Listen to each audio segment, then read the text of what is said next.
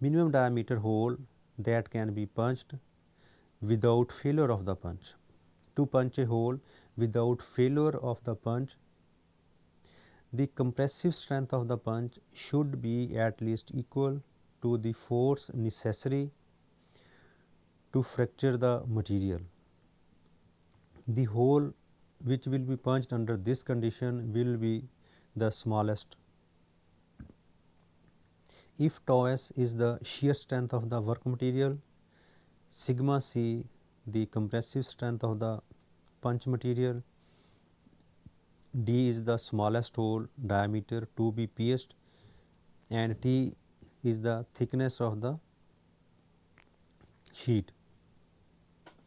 Now, what is the condition for the minimum hole diameter that can be pierced in a sheet without its failure? Here, the compressive strength of the punch which is going to cut a hole in a sheet, the compressive strength of the punch should be at least equal to the force necessary to fracture the material. Here, the piercing pressure mean cutting force required will be equal to tau s pi g t, and strength of the punch which is equal to sigma c multiplied by the area pi upon d square. So, this is the condition strength of the punch should be at least equal to the force required to cut the material. So, these two are equated. The force therefore,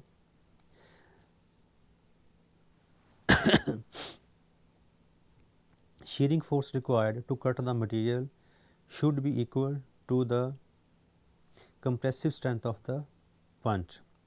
These are equated. Then cutting the same parameters, we have d is equal to 4 tau s upon sigma c upon T.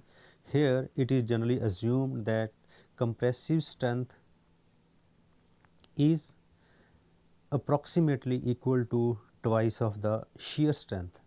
Then by putting the value of sigma c is equal to 2 tau s in this particular equation, we get d is equal to 2T. D is the diameter of the minimum pierced hole and T is the thickness of the sheet. So, the minimum diameter of hole that can be punched is twice the stock thickness. In actual practice, smaller holes than this pierced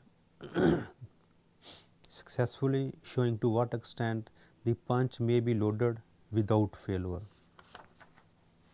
Then comes the operations which are performed on drawing dies, and in case of drawing dies here the cutting force is replaced with drawing force or drawing pressure. First of all, drawing dies are those dies in which drawing operations are performed. Drawing operation is the process of forming a flat piece of material into a hollow shape by means of a punch which causes the blank to flow into the die cavity. Now, the depth of draw may be shallow, moderate or deep. If the depth of the formed cup is up to radius of the diameter of the formed cup, the process is called shallow drawing. If the depth of the formed cup exceeds the diameter, this drawing is called deep drawing, and if the depth of the draw is more than the radius of the formed cup and less than the diameter of the formed cup, then this type of draw is called moderate drawing. Now you can see a drawing operation. This is the drawing die, this is the drawing punch, this is the blank holder. This dark portion is shown for the blank which is to be drawn, and when the drawing operation is complete, this flat shape takes the form of a cup which is shown in the second diagram. Here you can see uh, which is different from the cutting dies. Here the edges of the punch and edges of the die, they are not sharp, they are blunt edges.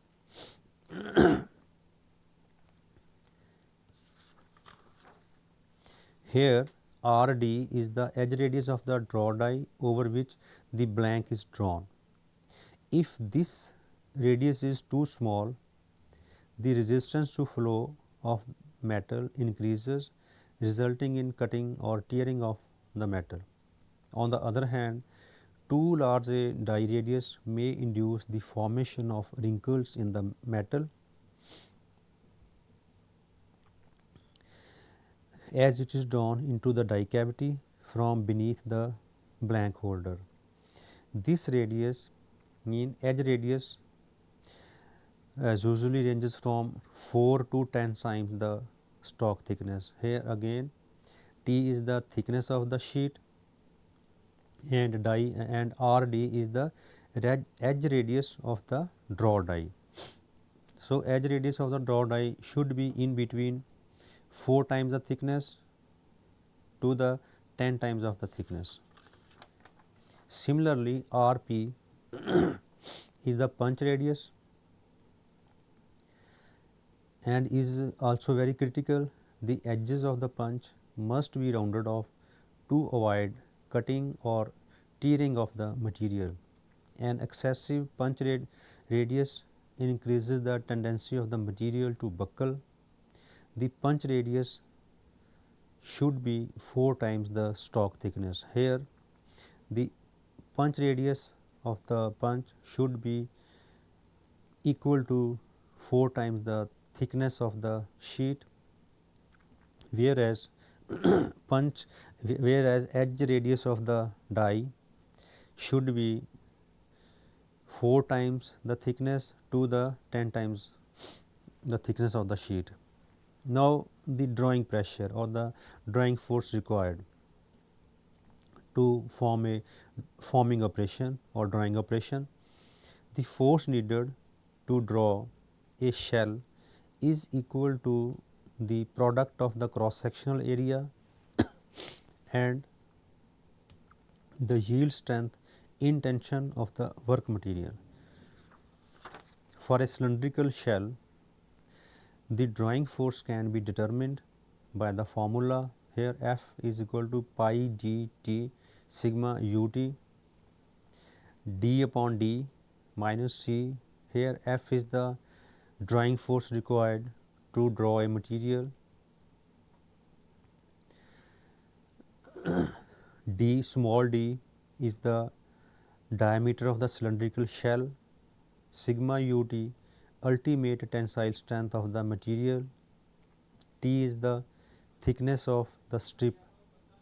The term capital D upon D takes into account the relation between the blank and the shell diameter, and C is the constant which is 0.6 to 0.7, and it accounts for friction and bending effect. Then blank holding pressure.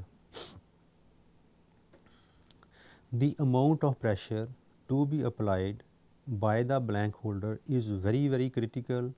It should be just sufficient to prevent wrinkling of the material and should permit the material to slip in the direction of drawing force. The blank holding pressure is usually less than 40% of the drawing force. So when drawing of any sheet is done, we are to hold the sheet. If it is not held, with some blank holder, then this sheet may go into the die, and if blank holding pressure is more, this blank holder may not allow the sheet to draw with the drawing punch again. So, in both the cases drawing will not be a perfect drawing. So, drawing pressure should be about 40% of the actual drawing force required to draw the material. Then comes bending. This is also a this is also a forming operation. First of all, we must know little bit terminology uh, pertaining to this bending. Here we have some curved sheet. T is the thickness of the sheet. This dotted line shows the neutral axis. This angle is the bend angle through which this straight sheet has been bent through. This angle is the bevel angle. This is the setback, and the radius along which this has been bent is called bend radius. Bending is the metal working process by which a straight length is transformed into a curved length. It is very common forming process for changing the sheet and plate into channels, drums, tanks, etc. During bending operation, the outer surface of the material is in tension and the inside surface is in compression. The strain in the bent material increases with the decreasing radius of curvature. The stretching of the bend causes the neutral axis of the section to move toward the inner surface. In most cases, the distance of the neutral axis from the inside of the bend is from 0.3 t to 0.5 t, where t is the thickness of the part. Now, I again show you the bending. This is the outer portion where stretching takes place. This is the inner portion where compression takes place. So, here tensile forces act, here compressive forces act. So, according to this neutral axis, which is generally assumed it is in between the center or on the center of the sheet, this neutral axis may move toward the may move to inside of the bend. Here the distance of this neutral axis from this side and this side is generally 0.5 t, but here in this case where the bending has taken place, this distance may become 0.3 t to 0.5 t. Now, the bending pressure depends upon the thickness of the stock, the length of the bend, the width of the die opening and type of the bend. For V bending, the formula is F is equal to K L sigma ut T square by W. Here L is the length of the bend, sigma ut ultimate tensile strength of the material, W width of the die opening, K die opening factor.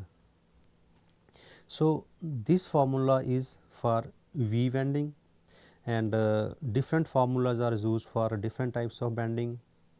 In case of U bending, formula some will be something different. For V bending, it is shown on the monitor.